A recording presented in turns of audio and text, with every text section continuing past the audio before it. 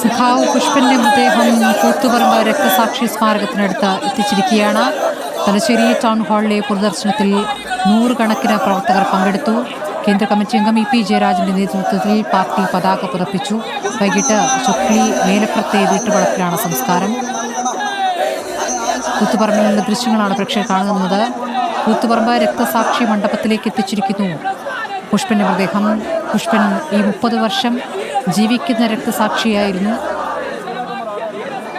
അങ്ങനെ ഇപ്പോൾ പുഷ്പൻ ഓർമ്മയായിരിക്കുന്ന ഘട്ടത്തിൽ പ്രവർത്തകരും പാർട്ടി അനുഭാവികളും അന്ത്യയാത്ര നൽകുകയാണ് സഖാവിന്. ഇല്ല ഇല്ല മരിക്കുന്നില്ല എന്ന മുദ്രാവാക്യം വരികയാണ്. സാനിയ മനോമിയുണ്ട് കൂത്തുപറമ്പിൽ നിന്ന്. സാനിയോ, ഇപ്പോൾ പുഷ്പന്റെ മൃതദേഹം കൂത്തുപറമ്പ് രക്തസാക്ഷി മണ്ഡപത്തിനടുത്താണ് എത്തിച്ചിരിക്കുന്നത്. പ്രവർത്തകരും നേതാക്കളുമൊക്കെ ഇവിടെ തന്നെയുണ്ടോ? എന്താണ് അവിടുത്തെ ദൃശ്യങ്ങൾ?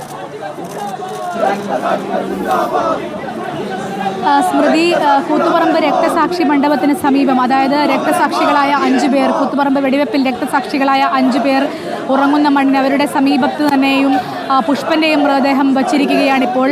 അതിവൈകാരികമായ ഒരു യാത്രയായിപ്പാണ് പുഷ്പന് സഖാക്കൾ ചേർന്ന് നൽകുന്നത്.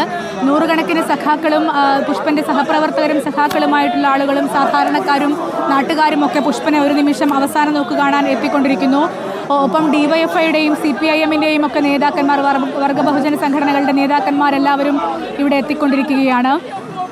അതിവൈകാരികമായ രംഗങ്ങൾക്കാണ് ഇവിടം സാക്ഷിയാവുന്നത്. കാരണം നമുക്കറിയാം, 94-ൽ പുഷ്പനൊപ്പം വെടിയേറ്റവരാണ് ഷിബുവും മധുവും ബാബുവും റോഷനും അടക്കം 5 പേർ. അന്ന് 5 പേരുടെ ജീവൻ നഷ്ടമായെങ്കിൽ കഴിഞ്ഞ 29 വർഷവും 10 മാസവും പുഷ്പൻ ജീവൻ മാത്രം അവശേഷിപ്പിച്ചുകൊണ്ട് കട്ടിലിൽ കിടക്കുകയായിരുന്നു.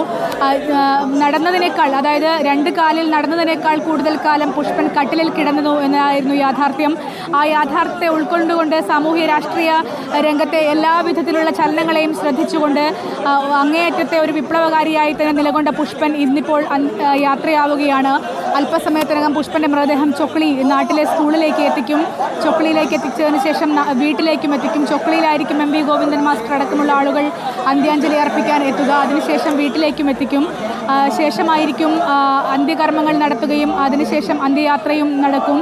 ഏതായാലും പുഷ്പന് അങ്ങേയറ്റം വൈകാരികമായ യാത്രയായിപ്പാണ് ഇവിടെ സഖാക്കൾ ചേർന്ന് നൽകുന്നത്. ഇല്ല ഇല്ല മരിക്കുന്നില്ല എന്നുള്ള മുദ്രാവാക്യം ഉയർത്തിക്കൊണ്ട് സഖാക്കൾ പുഷ്പനെ ഒരു നിമിഷം അവസാനമായി കാണാൻ വേണ്ടി ഇവിടെ എത്തുന്നു.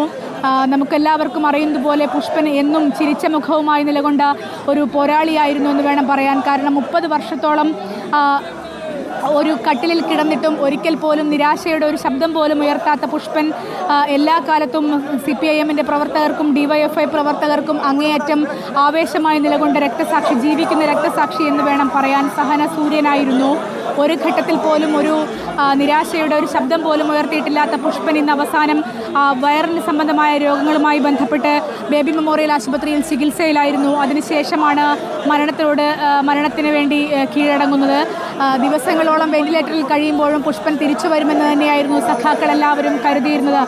പക്ഷേ അവസാന നിമിഷത്തേക്ക് പുഷ്പൻ യാത്രയാകുമ്പോൾ അങ്ങേയറ്റം വൈകാരികമായ നിമിഷങ്ങളാണ് ഇവിടെ. റോസാ പുഷ്പങ്ങളുമായി കുഞ്ഞുങ്ങളും മുതിർന്നവരും എന്ന് വെക്കേണ്ട എല്ലാ വിഭാഗത്തിൽപ്പെടുന്ന ആളുകളും പുഷ്പനെ ഒരു നിമിഷം അവസാനമായി കാണാൻ വേണ്ടി ഇങ്ങോട്ടേക്ക് ഒഴുകിയെത്തുന്ന കാഴ്ചകളാണ്. CPIM-ൻ്റെയും DYFI-യുടെയും നേതാക്കൾക്ക് പുറമെ പ്രവർത്തകരും സാധാരണക്കാരായ മനുഷ്യരും ഇവിടേക്ക് ഒഴുകിയെത്തുന്നു. ഇന്ന് കൂത്തുപറമ്പും തലശ്ശേരിയിലും ഹർത്താലാണ്. അതുകൊണ്ട് തന്നെ നിരവധിയായ ആളുകൾ ഇങ്ങോട്ടേക്ക് ഒഴുകിയെത്തുന്ന ഒരു സാഹചര്യമാണ്. പറഞ്ഞതിലും മണിക്കൂറുകൾ വൈകിയാണ് ഇപ്പോൾ കൂത്തുപറമ്പിൽ എത്തുന്നത്. കാരണം നേരത്തെ തന്നെ തലശ്ശേരിയിൽ വൻ ജനാവലി, തലശ്ശേരി ടൗൺ ഹാളിൽ വൻ ജനാവലി പുഷ്പനെ കാണാനെത്തിയിരുന്നു.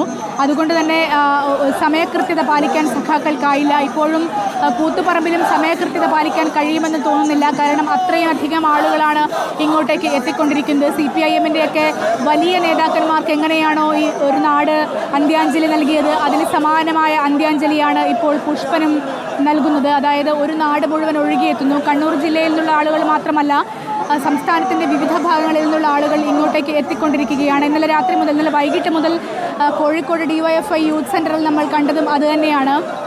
സംസ്ഥാനത്തിൻ്റെ വിവിധ ഭാഗങ്ങളിലുള്ള ആളുകൾ ഇന്നലെ വൈകിട്ട് 7 മണി മുതൽ ഇന്ന് രാവിലെ 8 മണി വരെയും യൂത്ത് സെൻറ്ററിലേക്ക് ഒഴുകിയെത്തുകയായിരുന്നു പുഷ്പനെ ഒരു നിമിഷം കാണാൻ. ഇപ്പോൾ ഈ കൂത്തുപറമ്പിൽ രക്തസാക്ഷികളുടെ മണ്ഡപത്തിന് സമീപമായി പുഷ്പൻ എത്തുമ്പോൾ അതും അതിവൈകാരികമായ ഒരു രംഗം തന്നെയാണെന്ന് വേണം പറയാൻ. കാരണം 94-ൽ കൂത്തുപറമ്പിൽ വെച്ച് 5 പേർക്ക് വെടിയേൽക്കുമ്പോൾ 6 പേർക്ക് വെടിയേൽക്കുമ്പോൾ 5 പേരിൽ മരണപ്പെട്ടു പോകുന്നു. അതിലൊരാൾ ജീവിച്ചിരിക്കുന്ന രക്തസാക്ഷിയായി പുഷ്പൻ അവശേഷിക്കുമ്പോൾ കഴിഞ്ഞ 30 വർഷവും പുഷ്പൻ ജീവിക്കുന്ന രക്തസാക്ഷിയായി ഇവിടെ നിലകൊള്ളുമ്പോൾ അങ്ങേയറ്റത്തെ നിശ്ചയദാർഢ്യത്തോടു കൂടിയായിരുന്നു പുഷ്പൻ ഇത്രയും കാലം നിലകൊള്ളുന്നത്. അതിവൈകാരികമായ നിമിഷങ്ങളാണ് പാർട്ടി സഖാക്കളെ സംബന്ധിച്ച് പുഷ്പന്റെ മൃതദേഹം കൂത്തുപറമ്പ് രക്തസാക്ഷി മണ്ഡപത്തിൽ എത്തിച്ചിരിക്കുന്നു.